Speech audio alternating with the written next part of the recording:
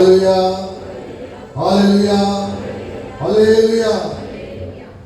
പ്രാർത്ഥിക്കാം. കർത്താവേ, ഏറ്റവും ശ്രേഷ്ഠമേറിയ 10 ദിവസത്തിനായിട്ട് നന്ദി പറയുന്നു. വീടുകൾക്ക് വ്യക്തികളായി, കുടുംബങ്ങളായി, സഭകളായി വന്നു ചേർന്നുകൊണ്ട് അവർക്ക് നാമത്തെ വാഴ്ത്തി സ്തുതിക്കുവാൻ ഞങ്ങൾ അനുവദിച്ച പരമ്പരയ്ക്കായി സ്തോത്രം. കർത്താവേ, ഇന്ന് ഞങ്ങൾ കണ്ടുവന്നത് അവർക്ക് ഇമ്പമേറിയ ശബ്ദം കേൾക്കുവാൻ വേണ്ടി മാത്രമാകുന്നു. അങ്ങ് ഞങ്ങളോട് വാസ്തവമായിട്ട് സംസാരിക്കണമേ. കർത്താവെ, ഒരു ദൈവജനമായി നിങ്ങളെ വിളിച്ച് ബോധരിച്ച പരമ്പരയ്ക്കായി സ്തോത്രം. അതൊന്നും കർത്താവെ, ഞങ്ങൾ കാരണക്കാരല്ല, ഞങ്ങൾ വെളിക്കല്ല, അവരുടെ കൃപ മാത്രം. അതിനെ ഓർമ്മിച്ചുകൊണ്ട് ക്രിസ്തുവിൻ്റെ ആട്ടിൻകൂട്ടത്തിൽപ്പെട്ട ആളുകളാണ് ഞങ്ങളുള്ള പൂർണ്ണശുദ്ധിയോട് മുന്നേറുവാനായിട്ട് ഞങ്ങളെ പ്രബുദ്ധരാക്കണമേ. എല്ലാ ജനങ്ങളെയും അനുഗ്രഹിക്കണമേ.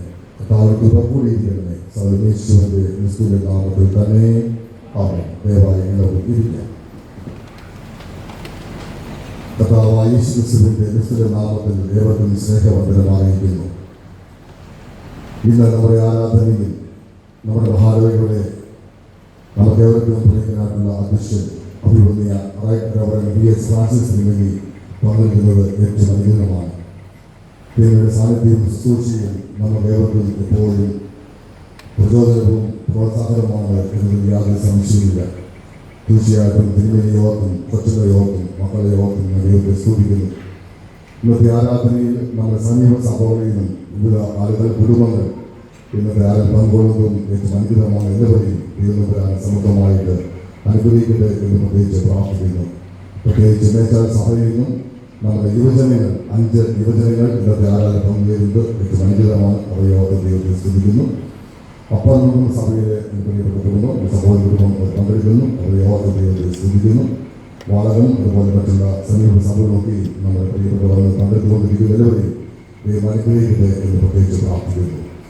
തീർച്ചയായിട്ടും അഭിനന്ദ തിരുമേനിയിലേക്കാണ് നമ്മുടെ എല്ലാവരെയും കണ്ണുകൾ. തീർച്ചയായും തിരുമേനി ശുശ്രൂഷയിൽ നമ്മൾ നയിക്കും എന്ന യാതൊരു സംശയമില്ല. ഈ നാളുകളിൽ മഹാരവയ്ക്ക് വളരെ ശക്തമായിട്ടുള്ള നേതൃത്വമാണ് തിരുമേനി നിർവഹിച്ചുകൊണ്ടിരിക്കുന്നത്. നാം അറിയുന്നത് പോലെ ഒത്തിരി ഭാരിച്ച ഉത്തരവാദിത്തങ്ങൾ തിരുമേനിക്ക് ദൈവം തരാൻ നൽകിക്കൊണ്ടിരിക്കുന്നു. അത് നമുക്കും അഭിമാനകരമാണ്. ഇപ്പോൾ കൊല്ലം കൊട്ടാരക്കര മഹാരവയ്ക്കയുടെ മോഡറേറ്റർ കമ്മീഷണറിയായിട്ട് തിരുമേനി പ്രവർത്തിക്കുകയാണ്. ആ മഹാരവയ്ക്ക് അനുഗ്രഹവും നമുക്ക് ഏവർക്കും അത് അഭിമാനകരവുമാണ്. മാത്രവുമല്ല, കണ്ണമൂല വൈദിക സെമിനാരിയുടെ വൈസ് പ്രസിഡന്റായിട്ട് തിരുമേനി പ്രവർത്തിച്ചുകൊണ്ടിരിക്കുന്നു. അത് സെമിനാരിക്കും നമുക്കും അഭിമാനകരവും അനുഗ്രഹവുമാണ്.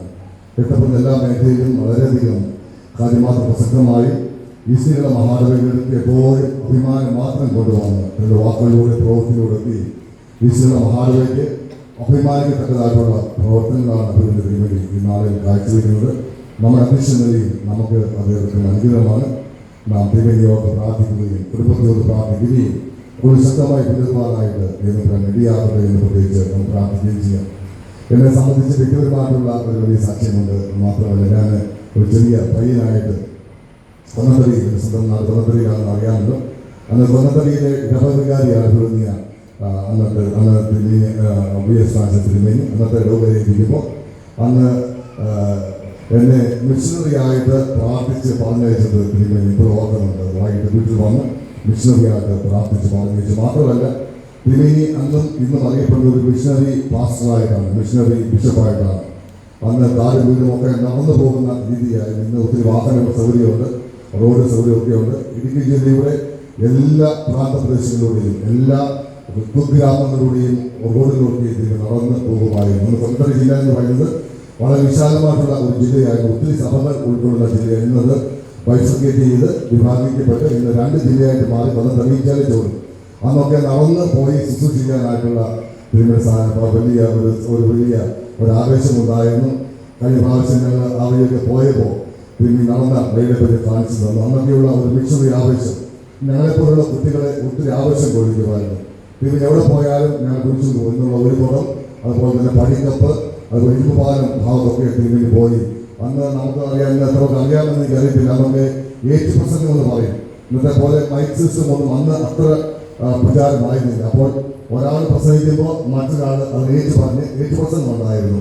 അന്ന് ആ സമയത്തൊക്കെ ഞങ്ങളൊക്കെ വിളിച്ചുകൊണ്ട് പോയി പോകുന്ന വഴിക്ക് നല്ല ഭക്ഷണം കടയിലേക്ക് ഹോട്ടലിൽ കയറി ഭക്ഷണമൊക്കെ വാങ്ങിച്ച് തന്ന് സുവിശേഷമൊക്കെ പങ്കിട്ട് എങ്ങനെ ആളുകളോട് സുവിശേഷം പങ്കിടണം, ആളുകളോട് എങ്ങനെ സംസാരിക്കണം, എങ്ങനെ ചിരിക്കണം, ആളുകളോട് എങ്ങനെ ഇടപെടണമെന്നൊക്കെ ഞങ്ങൾ വ്യക്തമായിട്ട് പഠിപ്പിക്കുമായിരുന്നു. ഇപ്പോൾ ഞങ്ങൾ ഓർക്കുകയാണ്. തീർച്ചയായും നമുക്ക് ഏതൊരു അനുഗ്രഹമാണ്. വളരെ സിമ്പിൾ ആൻഡ് ഹമ്പിൾ. വളരെ ഞാൻ ഇത് തിരികെ വന്നതുകൊണ്ട് പറയുന്നതല്ല, ഒരു സാക്ഷ്യമായിട്ട് പറയുകയാണ്. വളരെ എളിമയോടെ താഴ്മയോടെ പ്രവർത്തിച്ചുകൊണ്ടിരിക്കുന്നു. കർത്താവ് ഇനിയും തിരികെ ഉയർത്തിക്കൊണ്ടിരിക്കും. നാം ഏവരും പറയുന്നത് പോലെ നാളെ കഴിഞ്ഞ് 21-ാം തീയതി നമ്മുടെ CSC സഭയുടെ മോഡറേറ്റർ ഇലക്ഷൻ നടത്തപ്പെടുകയാണെന്നുമല്ലോ. അത് തിരികെയോടെ തന്നെ ഇത് കഴിഞ്ഞിട്ട് വൈകിട്ട് ചെന്നൈക്ക് യാത്ര തിരിക്കണം. അതിൻ്റെ ബന്ധപ്പാട് തിരക്കുന്നുണ്ടെങ്കിലും ഇന്ന് ഓടി വന്ന് നമ്മോടൊപ്പം ആയിരിക്കുന്നു. പിന്നെ യോഗ സ്തുതിക്കുന്നു. കർത്താവ് അനുഗ്രഹിക്കട്ടെ എന്ന് പ്രത്യേകിച്ച് ഒരുമിച്ച് പ്രാർത്ഥിക്കുകയും ചെയ്യുന്നു. പ്രിയമുള്ള സഭ, എപ്പോഴും സഭ എന്ന് പറയുന്നത് വിശ്വാസ സമൂഹമാണ്. കമ്മ്യൂണിറ്റി ഓഫ് ബിലീവേഴ്സ് എന്ന് പറയും. സഭയെ പറ്റി ഒത്തിരി പര്യായ സാധാരണ പറയാറുണ്ട്. സഭ സാക്ഷി സമൂഹമാണ്, വിറ്റ്നസിംഗ് കമ്മ്യൂണിറ്റി എന്ന് പറയാറുണ്ട്. സഭ എന്ന് പറയുന്നത് ദൈവജനമാണ്, പീപ്പിൾ ഓഫ് ഗോഡ്, ദൈവത്തിന്റെ ജനമാണ് എന്ന് പറയാറുണ്ട്. സഭ എന്ന് പറയുന്നത് ക്രിസ്തുവിന്റെ ആട്ടിൻകൂട്ടമാണ്, ഫ്ലോക്ക് ഓഫ് ജീസസ് ക്രൈസ്റ്റ്, യേശുവിന്റെ ആട്ടിൻകൂട്ടമാണ് എന്ന് പറയാറുണ്ട്. ഇതൊക്കെ പറയുമ്പോഴും നമുക്ക് കേൾക്കുമ്പോൾ വലിയ ഒരു പദവിയായിട്ട് ടൈറ്റിലായി തോന്നുമെങ്കിലും ഇതിന് പിന്നിലുള്ള ഏറ്റവും വലിയ ശക്തി എന്ന് പറയുന്നത് നമ്മുടെ റെസ്പോൺസിബിലിറ്റീസ്, അക്കൗണ്ടബിലിറ്റീസ്, ഉത്തരവാദിത്വങ്ങളാണ്. ദൈവജനമായിട്ട് ലോകത്ത് വസിക്കുമ്പോൾ, ക്രിസ്തുവിന്റെ ആട്ടിൻകൂട്ടമായിട്ട് ലോകത്ത് വസിക്കുമ്പോൾ, ക്രിസ്തുവിന്റെ സാക്ഷി സമൂഹമായിട്ട് ലോകത്ത് വസിക്കുമ്പോൾ അതിന് പിന്നിൽ വളരെ വളരെ ക്രിയാത്മകമായിട്ടുള്ള, വളരെ ഗൗരവമായിട്ടുള്ള ഉത്തരവാദിത്വം നമുക്കുണ്ട് എന്നത് യാതൊരു സംശയമില്ല. ക്രിസ്ത്യാനി എന്ന പദത്തിന്റെ അർത്ഥം തന്നെ ക്രിസ്തുവിനെ അനുധാവനം ചെയ്യുന്ന ആളുകളാണ്. Those who follows Jesus Christ, who is known as Christian. Christian എന്ന് പറഞ്ഞാൽ ക്രിസ്തുവിനെ അനുധാവനം ചെയ്യുക എന്ന് പറഞ്ഞാൽ വെറുതെ പുറകെ പോവുക എന്ന് മാത്രമല്ല, നേരെ മറിച്ച് ക്രിസ്തുവിന്റെ ആ വലിയ സംസ്കാരത്തെ, ക്രിസ്തു പഠിപ്പിച്ച വിശ്വാസത്തെ, ക്രിസ്തുവിന്റെ സുവിശേഷത്തെ കൈമുതലാക്കി അത് തോളിലേറ്റി ശിരസിലേറ്റി അതിനെ ജീവിതമാക്കി മാറ്റി ക്രിസ്തുവിന്റെ ആൽരൂപങ്ങളായി, ക്രിസ്തുവിന്റെ നേർക്കാഴ്ചകളായി, ക്രിസ്തുവിന്റെ വായ്ത്താരിയായിട്ട് ഈ ലോകത്ത് ജീവിക്കുക എന്നുള്ളതാണ് ഏറ്റവും വലിയ ഉത്തരവാദിത്വം എന്ന് പറയുന്നത്. അതുകൊണ്ട് സഭയെ സംബന്ധിച്ച് ഏറ്റവും പ്രധാനപ്പെട്ട ഒരു സംഗതിയുണ്ട്. സഭ എന്ന് പറയുന്നത് ക്രിസ്തുവിനെ സാക്ഷിക്കുന്ന സമൂഹമാണ്. ഓരോ ഞായറാഴ്ച ആരാധനകളും ഓരോ ശുശ്രൂഷകളും സഭയുടെ ഓരോ പ്രവർത്തനങ്ങളും ക്രിസ്തുവിനെ ചൂണ്ടിക്കാണിക്കുന്ന ഒരു ഒരു ഒരു ഒരു അനുഭവമാണ് എന്നുള്ള കാര്യം ഒരിക്കലും മറന്നു പോകരുത്. നാം ഇന്ന് വായിച്ചു കേട്ടുവല്ലോ, അപ്പോസ്തല പുസ്തകം 16-ാം അധ്യായം. പൗലോസ് അവിടെ പ്രസംഗിച്ചുകൊണ്ടിരിക്കുമ്പോൾ ലുദിയ എന്ന് പറയുന്ന ഒരു സ്ത്രീ അത് കേട്ടുകൊണ്ടിരിക്കുകയാണ്. കേട്ടുകൊണ്ടിരിക്കുന്ന മാത്രയിൽ ആ പ്രസംഗം കേട്ടു, വിശ്വാസം വന്നു. അവൾ ക്രിസ്തുവിന്റെ ഒരു ശിഷ്യയായി മാറ്റപ്പെടുന്ന ഏറ്റവും സുന്ദരമായ ഒരു മുഹൂർത്തമാണ്. പ്രിയമുള്ളവരെ, ആ സംഭവം നമ്മെ ഓർമ്മിപ്പിക്കുന്ന ഒരു പ്രധാനപ്പെട്ട സംഗതിയുണ്ട്. നമ്മെ ശ്രദ്ധിക്കുന്ന, നമ്മെ കേൾക്കുന്ന നിരവധി ആളുകൾ നമ്മുടെ ചുറ്റുപാടുമുണ്ട് എന്നുള്ള കാര്യം ഒരിക്കലും മറന്നു പോകരുത്. നമ്മുടെ വാക്കിന് കാതോർക്കുന്ന നിരവധി കാതുകൾ നമ്മുടെ ചുറ്റുപാടുമുണ്ട്. നമ്മുടെ സംസാരം, നമ്മുടെ വാക്കുകൾക്ക് കാതോർക്കുന്ന നിരവധി ആളുകൾ ചുറ്റുപാടുമുണ്ട്. നാം രണ്ട് കണ്ണുകൊണ്ട് ലോകത്ത് നോക്കി കാണുമ്പോൾ 1000 കണ്ണുകളാണ് നമ്മെ തിരിഞ്ഞു നോക്കുക. നാം രണ്ട് കാതുകൊണ്ട് നമ്മുടെ സമൂഹത്തെ നാം കേൾക്കുമ്പോൾ 1000 കാതുകളാണ് നമ്മെ കേൾക്കുവാനായിട്ട്, നമ്മെ മനസ്സിലാക്കുവാനായിട്ട് അവർ കാത്തിരിക്കുന്ന കാര്യം ഒരിക്കലും വിസ്മരിച്ചു പോകരുത്. അതാണ് ഏറ്റവും വലിയ സംഗതി എന്ന് പറയുന്നത്. അത് തീർച്ചയായിട്ടും ലുദിയ എന്ന സ്ത്രീ പൗലോസിന്റെ ആ സംസാരവും പൗലോസിന്റെ പ്രസംഗവും പ്രബോധനം കേട്ട് ക്രിസ്തുവിൽ ആയിത്തീർന്നത് പോലെ നമ്മുടെ ജീവിതം കൊണ്ട് മറ്റുള്ളവരെ സ്വാധീനിക്കുവാൻ നമുക്ക് സാധിക്കണം. അതുകൊണ്ടാണ് ഈ പ്രഭാഷണ വേളയിൽ വിശുദ്ധ മത്തായിയുടെ സുവിശേഷം 5-ാം അധ്യായം 13, 14, 15, 16 വാക്യം വായിക്കുമ്പോൾ അവരെ ഈശ്വരത്താൽ ഇപ്രകാരം ശക്തമായി പറഞ്ഞു, ലോകത്തോട് പറഞ്ഞു, നിങ്ങൾ ലോകത്തിന്റെ വെളിച്ചമാകുന്നു, നിങ്ങൾ ലോകത്തിന്റെ ഉപ്പാകുന്നു. മലമേൽ ഇരിക്കുന്ന പട്ടണം മറിഞ്ഞിരിക്കാതെ ചുറ്റും പ്രകാശം വരുന്നത് പോലെ നാം മറ്റുള്ളവർക്ക് പ്രകാശമായിട്ട് മാറണമെന്ന് അവർ ഈശ്വരത്താൽ പറയുക. മാത്രമല്ല 16-ാം വാക്യം വായിക്കുമ്പോൾ പ്രകാരം പറയുക, അങ്ങനെ തന്നെ മറ്റുള്ളവർ നിങ്ങളുടെ നല്ല പ്രവൃത്തികളെ കണ്ട് സ്വർഗ്ഗസ്ഥനായ പിതാവിനെ മഹത്വപ്പെടുത്തുന്നതിന് നിങ്ങളുടെ വെളിച്ചം മറ്റൊരു മുമ്പാകെ പ്രകാശിക്കുന്നതിനുള്ള ശക്തമായ പ്രഭാഷണമാണ്, സന്ദേശമാണ്, സുവിശേഷമാണ് കർത്താവ് നമുക്ക് നൽകിയത്. എന്താ ഇതിന്റെ ഉദ്ദേശം എന്ന് പറയുന്നത്? പ്രിയമുള്ളവരെ, ഒരു ക്രിസ്ത്യാനി ആയിരിക്കുക എന്ന് പറയുന്നത് തീർച്ചയായിട്ടും അത്ര നിസ്സാരമായ സംഗതിയല്ല. ഒരു ക്രിസ്ത്യാനി ആയിരിക്കുക എന്ന് പറയുന്നതിൽ ഒത്തിരി ഉത്തരവാദിത്തങ്ങളുണ്ട്, ഒത്തിരി കാഴ്ചപ്പാടുകളുണ്ട്, ഒത്തിരി ഉത്തരവാദിത്തമുണ്ടെന്ന കാര്യം നാം ഒരിക്കലും മറന്ന് പോകരുത്. ആരുടെ ഉത്തരവാദിത്തമുള്ളത്? നമ്മൾ തന്നെ നമുക്ക് ഒരു ഉത്തരവാദിത്തം ഉണ്ടായിരിക്കണം. നമ്മുടെ കുടുംബത്തോട് ഉത്തരവാദിത്തമുണ്ട്, നമ്മുടെ അയൽപക്കത്തോട് ഉത്തരവാദിത്തമുണ്ട്, നമ്മുടെ സഭയോട് ഉത്തരവാദിത്തമുണ്ട്, നമ്മുടെ പൊതു സമൂഹത്തോട് ഉത്തരവാദിത്തമുണ്ട്. ജാതി, മത, വർണ്ണ, വർഗ, ലിംഗ വ്യത്യാസമില്ലേ ഈ ലോകത്ത് നാം ജീവിക്കുമ്പോൾ എവിടെ ജീവിച്ചാലും ഏത് സാഹചര്യമായിക്കൊള്ളട്ടെ, ഒരുപക്ഷെ വളരെ അക്രമമുള്ള ഒരു സാഹചര്യമായിരിക്കാം, ദുഷിച്ച സാഹചര്യമായിരിക്കാം, അല്ലെങ്കിൽ തിന്മയുള്ള അനീതിയുള്ള സാഹചര്യമായിരിക്കാം, അപ്രകാരമുള്ള ജോലിസ്ഥാനമായിരിക്കാം, അപ്രകാരമുള്ള ജീവിത മേഖലയായിരിക്കാം. എവിടെ താമസിച്ചാലും നാം പലപ്പോഴും യാത്രകൾ കാണുന്നത് പോലെ കുളത്തിലുള്ള താമര വളരുന്നത് വളരെ ചെളിയുള്ള ഒരു സ്ഥലത്താണ്. പക്ഷെ ചെളിയുള്ള സ്ഥലത്ത് വളരുമ്പോഴും ആ താമരയുടെ ഇതളുകൾ വളരെ ഭംഗിയായി കാണുന്നു.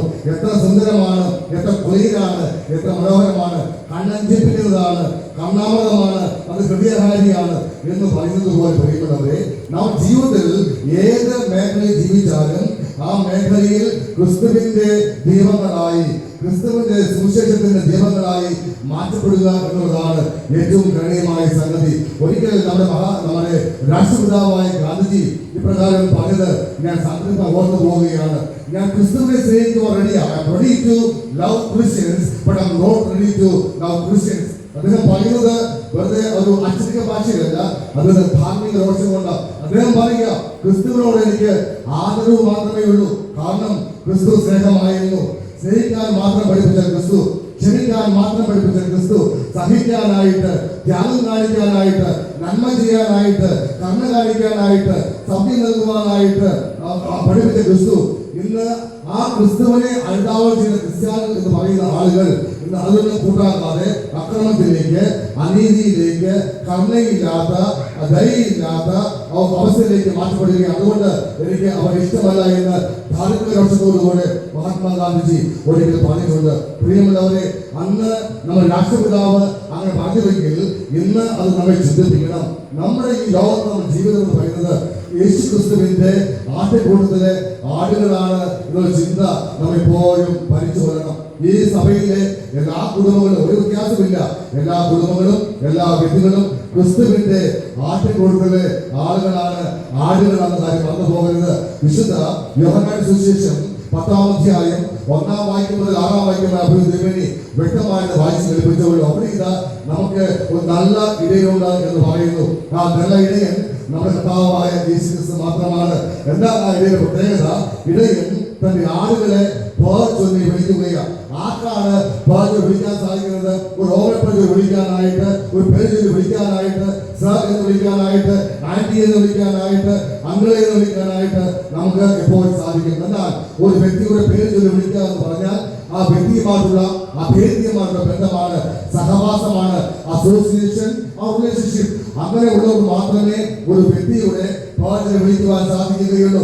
തീർച്ചയായിട്ടും വചനം പറയുന്നു, യേശു കർത്താവ് നമ്മുടെ പേർ ചൊല്ലി വിളിക്കുന്നുവെന്ന്. എന്താ അതിന്റെ അർത്ഥം?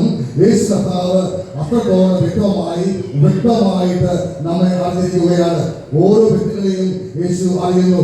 അവർ ജീവിക്കുന്ന കുടുംബത്തെ യേശു അറിയുന്നു. അവരുടെ പ്രവർത്തന സാഹചര്യങ്ങളെ യേശു അറിയുന്നു. യേശു കർത്താവ് നമ്മോട് കൂടെയുണ്ട്. ആ കാര്യം ഒരിക്കലും മറന്നു പോകരുത്. ഈ ലോകത്ത് സ്നേഹിക്കുവാനായിട്ട്, സ്നേഹിക്കപ്പെടുവാനായിട്ട് ആഗ്രഹിക്കുന്ന ഒട്ടനവധി ആളുകളുണ്ട്. അനാഥത്വം, ഒറ്റപ്പെടൽ, ഏകാന്തത ഇന്ന് ലോകത്തെ ഗ്രസിച്ചുകൊണ്ടിരിക്കുകയാണ്. ഇന്ന് പലപ്പോഴും പല കുടുംബങ്ങളിൽ ചെല്ലുമ്പോഴൊക്കെ കാണുന്ന ഒരു പ്രധാനപ്പെട്ട സംഗതിയുണ്ട്, സംസാരിക്കാനായിട്ട് ആളില്ല, ഒറ്റപ്പെട്ട് കഴിയുകയാണ്. ഒരു അസുഖം വന്നാൽ ആരാണ് ഹോസ്പിറ്റലിൽ പോയി ആ രോഗിയോട് കൂടെ ഒരു ബൈസ്റ്റാൻഡറായി നൽകുന്നത്? ഓർത്ത് നോക്കി, ഇന്നത്തെ പ്രതിസന്ധിയാണ്. 1-2 പേർക്ക് മാത്രമുള്ള കുടുംബങ്ങളിൽ മക്കളും കൊച്ചുമക്കളും, പക്ഷേ അവർ നല്ല ബന്ധത്തിലാണെങ്കിൽ അവർ ഹോസ്പിറ്റലിൽ. പക്ഷേ ഒറ്റയ്ക്ക് താമസിക്കുന്ന വ്യക്തി, 2 പേർ താമസിക്കുന്ന വ്യക്തി, 2 പേർ രോഗിയായി മാറിയാൽ, ഭാര്യ ഭർത്താവ് രോഗിയായി മാറിയാൽ ആരാണ് അവർക്ക് പോയി ഹോസ്പിറ്റലിൽ കാത്തു നിൽക്കുന്നത്?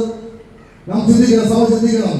നമുക്ക് എപ്പോഴും വളരെയധികം വലിയ ചിന്തിക്കുന്ന ആവശ്യമാണ്. ആരാണ് സ്നേഹിക്കാനുള്ളത്, ആരാ കരാറുള്ളത്? ഞാൻ കോവിഡ് ബാധിച്ച് കിടന്നപ്പോ ഇപ്പോഴും ഓർമ്മിക്കുന്നത്, അന്ന് മദ്രാസിലുള്ള CSI കല്യാണി ഹോസ്പിറ്റലാണ് കോവിഡ് ബാധിച്ച് വളരെയധികം പ്രയാസപ്പെട്ട് അന്ന് കഴിഞ്ഞത്. അന്ന് പ്രിയപ്പെട്ട ഞാൻ കണ്ടൊരു കാഴ്ചയുണ്ട്. അന്ന് കല്യാണോത്തേക്കുള്ളൂ, അന്ന് യാത്രാ സൗകര്യമില്ല, അത് വരുവാൻ പോകാൻ സാധിക്കുന്നില്ല. ഗവൺമെന്റ് റൂളുണ്ട്, റെസ്ട്രിക്ഷൻ ഉണ്ട്, അങ്ങോട്ടും ഇങ്ങോട്ട് പോകാൻ പറ്റില്ല. സംസ്ഥാനത്തിന്റെ അതിർത്തി അടച്ചിരിക്കുകയാണ്, വാഹനങ്ങൾക്ക് യാത്ര ചെയ്യാൻ സാധിക്കുകയില്ല. അന്ന് തനിയെ പോകണം. അന്ന് എത്ര സ്വന്തക്കാര് ബന്ധക്കാരുണ്ടെന്ന് പറഞ്ഞാൽ പോലും അവർക്കാർക്കും നമ്മുടെ അടുത്ത് വരാൻ സാധിക്കുകയില്ല. അന്നെ ഹോസ്പിറ്റലിൽ കൊണ്ടുപോയത് ഒരു ഓട്ടോറിക്ഷക്കാരനാണ്. ആ ഓട്ടോറിക്ഷക്കാരനായിരുന്നെങ്കിൽ ഞാനത് പക്ഷേ അന്ന് ആ റൂമിൽ ഇരുന്ന് മരിച്ചു പോകേണ്ട വ്യക്തിയായിരുന്നു ഞാൻ വിചാരിക്കുകയാണ്. ദൈവത്തിന്റെ കൃപ കൊണ്ട് ഒരു ഓട്ടോറിക്ഷക്കാരൻ ഒരു മണിയും കൂടാതെ കടന്നു വന്ന് എന്റെ പെട്ടിയുമെടുത്ത് CSI കല്യാണി ഹോസ്പിറ്റലിൽ കൊണ്ടുപോയി ആക്കി. ഞാനൊപ്പം കിടക്കുകയാണ്, റൂമിൽ കഴിച്ചിരിക്കുകയും നോക്കുമ്പോ നിരവധി പേരാണ് ഈ രോഗികളിൽ സ്വന്തക്കാരെ ബന്ധക്കാരെ വരുന്നത്. അവർ മുട്ട കൊണ്ടുവരുന്നു. ആട്ടിൻ സൂപ്പ് എന്ന് പറയുന്നത് കാൽസ്യമുള്ള ഭക്ഷണം കഴിക്കണം, പ്രോട്ടീനുള്ള ഭക്ഷണം കഴിക്കണം, മുട്ട കഴിക്കണം, ആട്ടിൻ സൂപ്പ് കഴിക്കണം, നല്ല ഭക്ഷണം കഴിക്കണം. നോക്കുമ്പോ നിരവധി പേരാണ് ആട്ടിൻ സൂപ്പുമായിട്ട് മുട്ടയുമായി വരുന്നത്. എനിക്ക് ആരുണ്ട് മുട്ട തരാനായിട്ട്? ആട്ടിൻ സൂപ്പ് തരാൻ ആരുമില്ല. എന്റെ ഭാര്യ ഇവിടെ, മക്കൾ ഇവിടെ, എന്റെ പ്രിയപ്പെട്ടവർ ഈ നാട്ടിൽ ആരുമില്ല. അന്ന് ഞാൻ ചോദിച്ച ഒരു ഏകാന്തതയുണ്ട്, ഒരു ഒറ്റപ്പെടലുണ്ട്. ഇതുപോലെ ഞാൻ അനുഭവിച്ചുകൊണ്ടാണ് ഇത് വ്യക്തമായി പറയുന്നത്. ഇതുപോലെ ഒറ്റപ്പെടൽ, ഏകാന്തത അനുഭവിക്കുന്ന ആളുകളാണ്. അറിയാമോ പ്രിയപ്പെട്ടവരെ, ഇന്ന് 100 പേരെടുത്താൽ 100-ൽ 30% ആളുകളും ആത്മഹത്യയുടെ വാക്കിൽ നിൽക്കുകയാണ്. കാരണം എന്തെന്നറിയാമോ? തന്റെ ഭാരങ്ങളെ, പ്രയാസങ്ങളെ ബുദ്ധിമുട്ട് പങ്കിടാനായിട്ട് ആളുകളില്ല. ആളുകൾ ശരിയായ പങ്കിടാനുണ്ട്, ആരുമില്ല. കേൾക്കാൻ ആരുമില്ല, കാതുകളില്ല, കണ്ണുകളില്ല. ഉണ്ട്, കാതുണ്ട്, കണ്ണുണ്ട്, പക്ഷേ സമയമില്ല. അങ്ങനെ ജീവിതം മാറ്റപ്പെട്ടുകൊണ്ടിരിക്കുകയാണ്. യേശു എന്താ പറയുന്നത്? യേശുവിന്റെ മാറ്റപ്പെടുന്ന പ്രത്യേകത എന്തുവാ? യേശു നമ്മോട് കൂടെ ഉണ്ട്. ഹല്ലേലൂയ. അതുകൊണ്ടാണ് യേശുവിന്റെ പേര് നമുക്ക് അറിയാം. നാം സാധാരണഗതിയിൽ നമ്മുടെ ക്രിസ്തുമസ് നാളില് അതിന് ധ്യാനിക്കുന്നതാണ് ഇമ്മാനുവൽ, ദൈവം നമ്മോട് കൂടെ എന്നർത്ഥമുള്ള യേശുവിന്റെ പേര്. ഹല്ലേലൂയ. ആ യേശുവിന്റെ പേര് തന്നെ ദ മാൻ ഫോർ അതേഴ്സ്, മറ്റുള്ളവരോടുള്ള മനുഷ്യൻ എന്ന. സ്വന്തം കാര്യമല്ല. എവിടെ കഷ്ടപ്പാടുണ്ടോ, എവിടെ ഭാരമുണ്ടോ, എവിടെ ബുദ്ധിമുട്ടുണ്ടോ, എവിടെ വേദനയുണ്ടോ, എവിടെ നൊമ്പരമുണ്ടോ അവിടെ എത്തിച്ചേർന്ന് അവരെ ധന്യമാക്കുന്ന, അവരെ കലിപ്പിടിപ്പിക്കുന്ന, അവരെ ആശ്വസിപ്പിക്കുന്ന ഒരു വലിയ പ്രവർത്തനമാണ് യേശുവിന്റെ സുവിശേഷ പ്രവർത്തനം. ആ യേശു പറയുകയാണ്, നിങ്ങൾ എല്ലാവരും എന്റെ ആട്ടിൻ കൊടുത്തപ്പെട്ട ആളുകളാണ്, ഞങ്ങളോട് കൂടെയുണ്ട്. ഹല്ലേലൂയ. അതുകൊണ്ട് ഈ സഭയിലെ ഒരു വ്യക്തി പോലും നിരാശപ്പെട്ടു പോകരുത്. പ്രശ്നം വരും, പ്രയാസം വരും, ബുദ്ധിമുട്ട് വരും, വേദന വരും, കടഭാരം വന്നോട്ടെ, പരിഹാസം വന്നോട്ടെ, നിന്ന വന്നോട്ടെ, ജോലി സ്ഥലത്ത് പ്രശ്നം വന്നോട്ടെ, എന്ത് പ്രശ്നം വന്നോട്ടെ. പക്ഷെ എന്തെല്ലാം പ്രശ്നം വന്നാലും ഹല്ലേലൂയ, രോഗം വരും, ദുഃഖം വരും, നാം അറിയാത്ത പല കാര്യവും ഇത് സംഭവിച്ചേക്കും. പക്ഷേ കർത്താവ് നമ്മോട് കൂടെയുണ്ട്. ദൈവം അറിയാതെ ഒരു കാര്യവും നമുക്ക് സംഭവിക്കുകയില്ല. ഹല്ലേലൂയ. ഈ കാര്യം മറന്നു പോകരുത്. അതുകൊണ്ട് ശക്തമായിട്ട് ധൈര്യത്തോടെ പ്രാർത്ഥനയോടെ യേശുവിന്റെ ആട്ടിൻകൂട്ടത്തിലെ ആളാണ് ഞാൻ, ആ കുടുംബമാണ് യേശു എന്നോട് കൂടെയുള്ള ചിന്തയോടുകൂടെ ശക്തമായിട്ട് മുന്നേറിക്കോ. ഞാൻ വ്യക്തമായി പറയുന്നു, ഈ സഭയിലെ ഒരു വ്യക്തി പോലും, ഒരു കുടുംബം പോലും പിന്നോട്ട് പോകരുത്, നശിച്ചു പോകരുത്. ഒരു വ്യക്തി പോലും പരാജയപ്പെട്ടു പോകരുത്. പ്രിയമുള്ളവരെ, ഒരു കാര്യം നിസ്സംശയമായി സാക്ഷ്യമായി വ്യക്തമായി പറയട്ടെ, ദൈവം അറിയാതെ ഒരു കാര്യവും നമുക്ക് സംഭവിക്കുകയില്ല.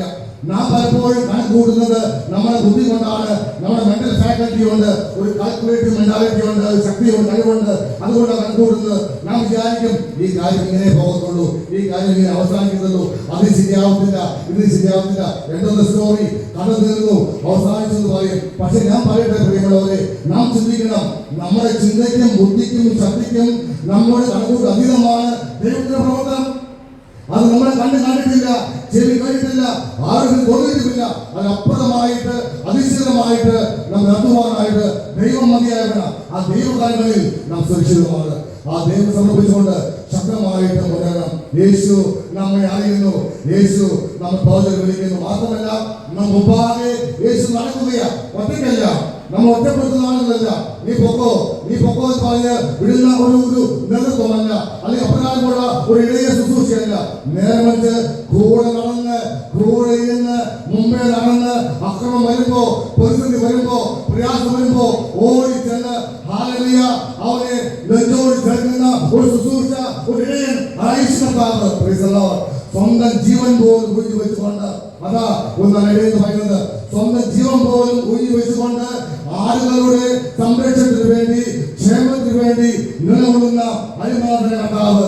ആ കർത്താവിന്റെ ആട്ടിക്കൂട്ടമാണ് നാം ഓരോരുത്തരും. അവർ കടന്നു പോകേണ്ട എന്തും വന്നോട്ടെ, ഈ ലോകത്ത് കഷ്ടപ്പാടുണ്ട്. അതുകൊണ്ടാണല്ലോ യോഹന്നാന്റെ സുവിശേഷം 13-16 അധ്യായം 33 വാക്യത്തിൽ പറയുന്നത്, ഈ ലോകത്ത് കഷ്ടമുണ്ട് എങ്കിലും ധൈര്യപ്പെടുവിൻ, ഞാൻ ലോകത്തെ ജയിച്ചിരിക്കുന്നുവെന്ന്. കഷ്ടത്തിന്റെ ലോകമല്ല, കഷ്ടമുണ്ട്, നഷ്ടമുണ്ട്, രോഗമെല്ലാം പ്രിയമുള്ളവരെ. എന്നാൽ അതിന് മധ്യത്തിൽ നമ്മെ ബലപ്പെടുത്താനായിട്ട്, നമ്മെ സഹായിക്കാനായിട്ട് കർത്താവ് നമ്മോട് കൂടെയുണ്ട്. അവൻ മുമ്പാകെ നടന്നു പോകുന്നു. മാത്രമല്ല, നാം അവൻ ശബ്ദം കേട്ട് അവൻ അനുഗമിക്കുകയാണ്. എന്താണ് യേശുവിന്റെ ശബ്ദം എന്ന് പറയുന്നത്? അത് സ്നേഹത്തിന്റെ ശബ്ദമാണ്.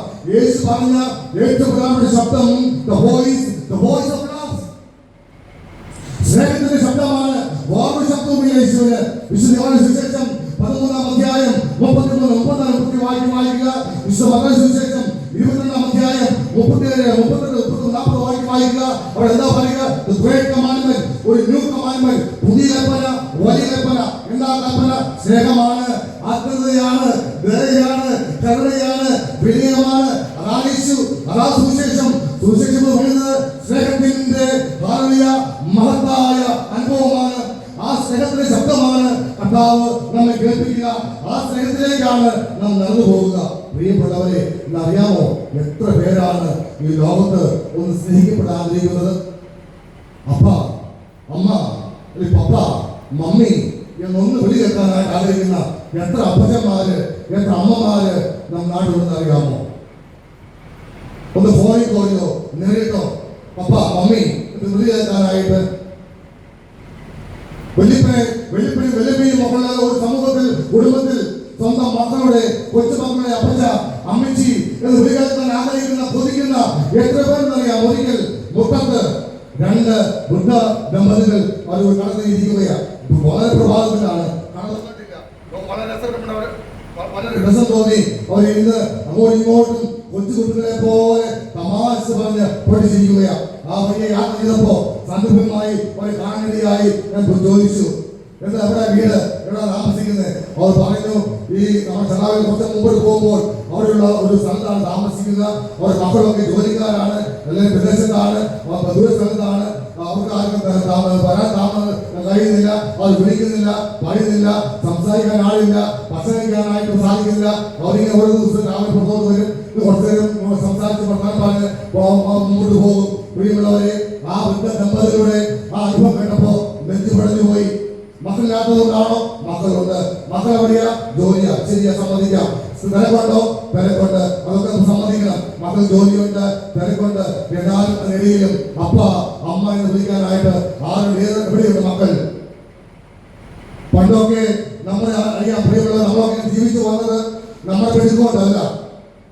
ഒരമ്മ, ആ പദത്തിന് വേറൊരു പദമില്ല, ആ അനുഭവത്തിന് വേറെ അനുഭവമില്ല. അറിയാമോ? ഒരപ്പൻ താഴത്ത് വെച്ചാൽ ഉറും വലിക്കും, തലയിൽ വെച്ചാൽ പിണരിക്കുന്നു പറഞ്ഞുകൊണ്ട് താഴത്തും വയ്ക്കാതെ, തലയിൽ വയ്ക്കാതെ നെഞ്ചോട് ചേർത്ത് പിടിച്ച് നെഞ്ചിലെ ചൂട് കൊണ്ട് നമ്മെ പോറ്റി വളർത്തിയ അമ്മമാർ, അവരോടുള്ള മനോഭയ. കഷ്ടപ്പെട്ട് കോഴി ചെയ്യുന്ന മഴയത്ത്, കോഴി ചെറിയുന്ന ചുറ്റുമുള്ള വെയിലത്ത് കഷ്ടപ്പെട്ട് ഉയർപ്പളിച്ച് മക്കളെ പോറ്റി വളർത്തിയിട്ട് ഇന്ന് ജീവിക്കുന്ന അപ്പന്മാരോടുള്ള മക്കളെ മനോഭയം എവിടെയാ? ആരുടെ സ്നേഹത്തോടുകൂടെ, കരുണയോടുകൂടെ, ആത്മീയതയോടുകൂടെ യേശുവിന്റെ സ്നേഹത്തെ ശബ്ദം പ്രകടിപ്പിച്ചുകൊണ്ട് അപ്പ, അപ്പ എന്ന് വിളിക്കാനായിട്ട്.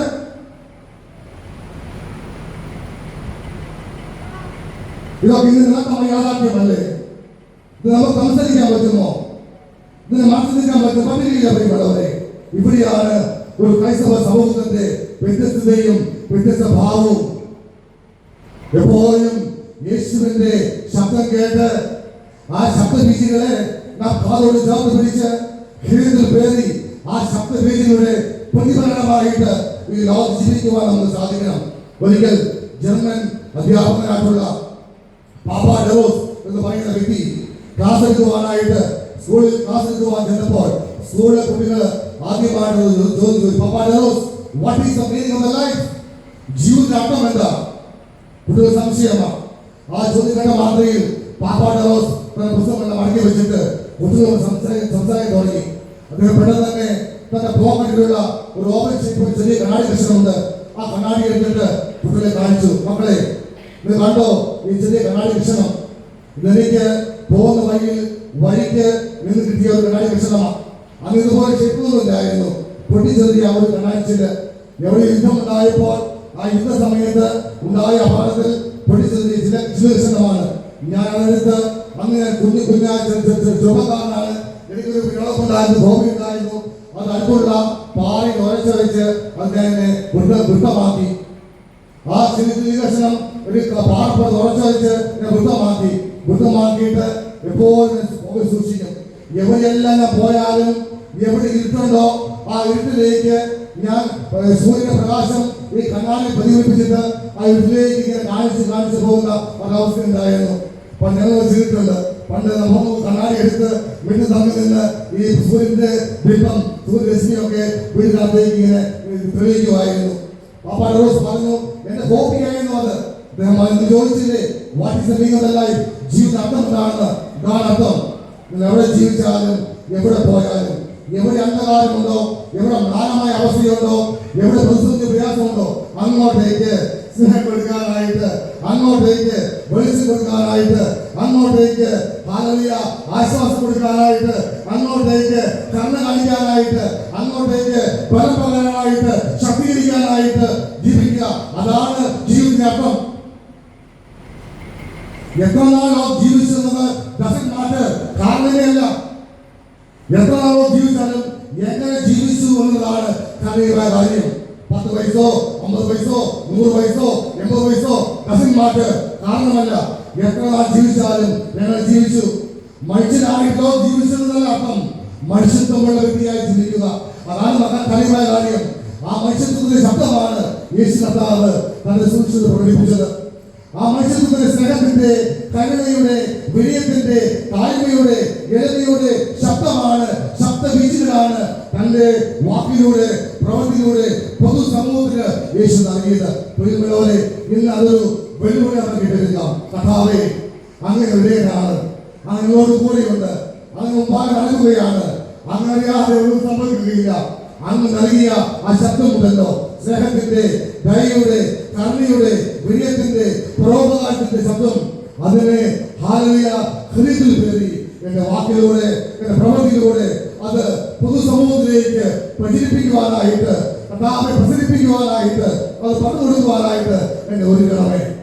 അതാ എവിടെ കഷ്ടപ്പാടുണ്ടോ അവർ ജോലിയെത്താൻ, എവിടെ പട്ടിണിയുണ്ടോ ഒരുപടി ചോദ്യമായി ഓടിയെത്താൻ, എവിടെ ദാഹിച്ചവരെ നാളുണ്ടോ അവർ ഓടിച്ചവരെ ആശ്വസിപ്പിക്കാനായിട്ട്, കർത്താവെ ഉടുപ്പില്ലാതെ തുണി കഷ്ടപ്പെടാറുണ്ടോ എന്റെ ഒരു ഉടുപ്പ് കൊടുക്കാനായിട്ട്, ഒരു വസ്ത്രം കൊടുക്കാനായിട്ട്, കർത്താവെ എവിടെ ഏകാന്തതയുണ്ടോ അവരുമായി സംസാരിക്കാനായിട്ട്, എവിടെ വിഷമമുണ്ടോ പരാജയമുണ്ടോ അവരെ ആശ്വസിപ്പിക്കുന്ന ഒരു ഭവനമായി മാറുവാനായിട്ട് എന്റെ ശബ്ദത്തെ അങ്ങ് മാറ്റണമേ എന്ന് ദൈവത്തോട് നമുക്ക് പ്രാർത്ഥിക്കാം.